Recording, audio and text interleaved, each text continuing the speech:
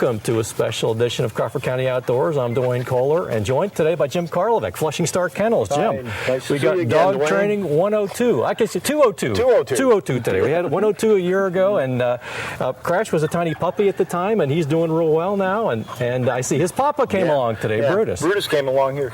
Brutus, come here. One thing I want to mention too is we're filming today at the Meadville Sportsman's Club. They have, in addition to the skeet and trap fields, they have a certified dog training area behind us, so it's a good place to bring your dog out and train in the off season. So, anyways, that's why we got together here. But how's it been going? How does Crash look to you, Jim? I think he's doing great. Come here, Crash. Looks like he's in great shape. Come here, Crash. Come here. Come here. Looks like he's in great shape. He had one little run-in with the hedge clipper and got a little cut on his backside here. The doctor took care of that, but his energy level's phenomenal. Yeah, that was probably harder on you than it was on him, wasn't it? He never even, I swear, these dogs, he never even yipped, never complained, never whatever. It was hours later, I'm looking over, it's like, you got to cut there, I'm cutting the brambles, and it's like he ran into me, and it's like, I didn't think a thing about it, he didn't yipe, he didn't complain, whatever. Yeah. We got, this was hours later, we get home, cleaned him up, and it's like, you got to cut there, called the vet, and he got a stitch in there, which, anyways, tough, he's very tough, very tough. They're all tough as nails. It's amazing how, that there's not more injuries with the things that they do. I guess he was about 5 months old last year when the small game season started, and I'm thinking we're just going to be training years. It's going to be a year off from hunting. He did great. The one thing maybe you can give me some pointers on. The one thing was when the bird would be shot, he'd find him. He worked close. He'd find him. The bird would flush and would get shot. He'd run over to it, and it's like he loves to fetch. He's fetching a piece of grass or something right this minute. Right. He didn't want to pick up the pheasant though. It was like needed to tell him it was okay or whatever. And by the end of the season, he was doing a little bit better with that. Anything I need to work on with that? Well, I would. The first thing I would do is, number one, you don't want to do any retrieving like drills. Like right now, you can see he's blowing a little bit. He's been running around a little bit a while. Because that way, if they're doing that thing, you're just giving them an excuse to blow you off and not do it right. So we'll do a couple retrieving drills with him a little bit later. We'll put him up and get him a little bit of water where he's a little bit more relaxed, and we'll do some retrieving drills with him there. Now, a lot of it, too, is, last year he was a baby, little puppy, big bird. So, usually I start smaller. Like you said, he was fine with tennis balls. Okay. He was fine with the smaller dummies. But then, when you get to the bigger bird, then, he's starting to have, questions about, he's trying to open his mouth bigger and, should I really do this and all that. But, if he's, retrieving things, he's got the talent. It's just a matter of, I think, age and experience. You can't train that. He seemed to have, the second he hit the ground, birds, finding them, flushing them, working close. I was thrilled. I was thrilled with all that kind of stuff. And again, this wasn't a big problem, but it's like, all right, so that's something that we can work on a little bit. Well, what happens, too, is a lot of guys, too, is the first year they got a little puppy and they go out and they shoot way too many birds over a young dog instead of doing their training. Then they get them out that second year. The pup's older, they're more confident, and the next thing you know, the dog's ranging out there at 40, 50 yards, and the guys aren't getting the shots like they used to. You always have to do your homework that middle year. Make sure that they're staying in range and that, so you can shoot those birds. Because the more confident the dog gets, a puppy, unless you put some discipline into them, they're going to be out there at 40, 50 yards. How do we keep from getting too far out? When you hit the whistle, like we said last year, when you hit the whistle, they stop. Okay. When you give them that stop command, they stop. That's the key to dog training, again, is that stop command, whether you use up with spaniels, roll with pointers, or that sit with the retriever. Whatever works for you is what is best for your dog, whatever you're most comfortable with, because then you're not going to have to think about it. You're just going to naturally say that command. And, we could do, Brutus, here.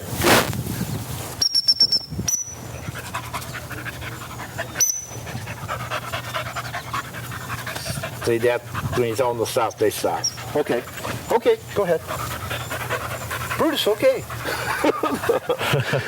He's 9.5, and he's still like the class clown. Crash's dad. Brutus, no sentimentalness to them at all. That seemed to be No, he doesn't care. It's just another dog. Yeah, it seemed to be another competitor. Yeah, he's seen how many in his lifetime. A dog's a dog. He doesn't mind making them though. Okay. All right. Fair enough. But let's get out a couple of young dogs, put him up, and we'll do some retrieving later. Let's get out a couple of youngsters, and we'll show you where to start with that, those steadiness drills, okay. which just starts with that stop command. Let's try that. We'll try that now. Thanks. Okay.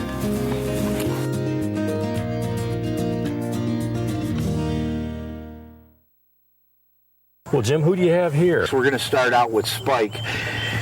He's about a year, just turned a year. I've had him about a month because he's doing a little bit more basic stuff. What we're going to do is we're going to do a couple of just hand-thrown retrieves, then we're going to do a couple of blanks and stop him, and then we're going to do combinations.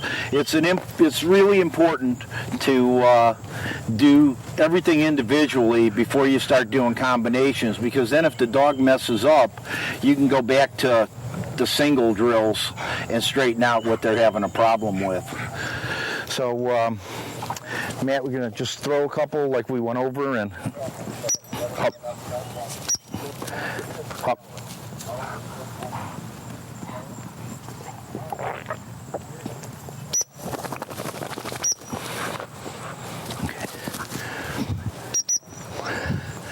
Now, this is a high-powered little dog, so Matt, get a little closer, because I want it over me. Jim, what kind of dog is He's an English Cocker. English Cocker, okay. Next time he comes across, Matt.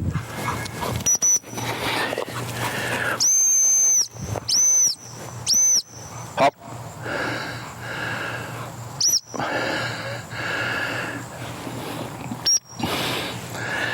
Never hurts to remind them.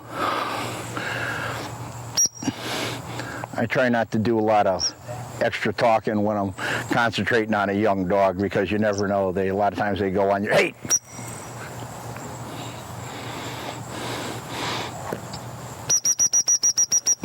Good lad.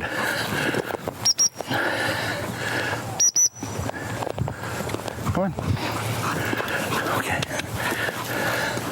Next one, yeah. Come on. He knows what's coming. Let's go. Spike. Hop. No. Hop. Well, I was going to give him that retriever because he moved.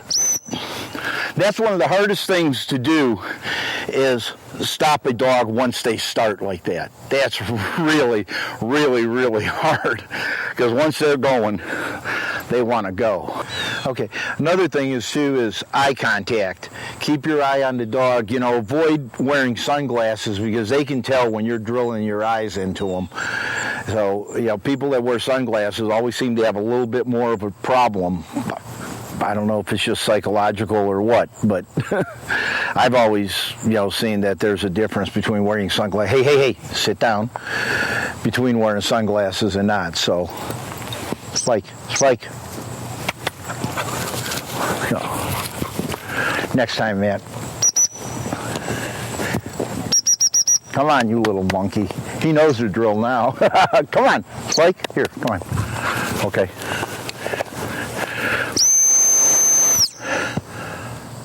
Spike. Good boy. Here. Dead. Now what we're going to do is, we're going to go in. That was just throwing a dummy. We threw it behind us because he has less chance of going when he's got to come past people. Now what we're going to do is we're going to do a couple shots on the blank gun and sit him down, and then we'll do a combination of a throw and a shot. It's like 1 or 2 passes, Matt, that's all.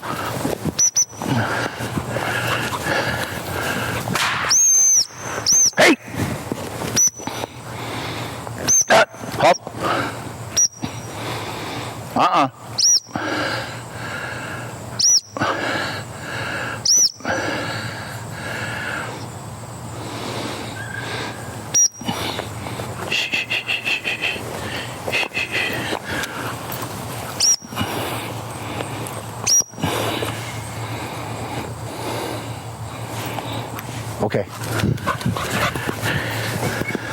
No, wait. I'll throw the dummy, man. You just pop the blank.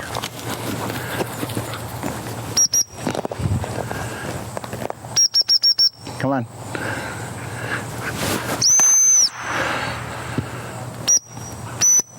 Spike. Good boy. Here, here. Dead.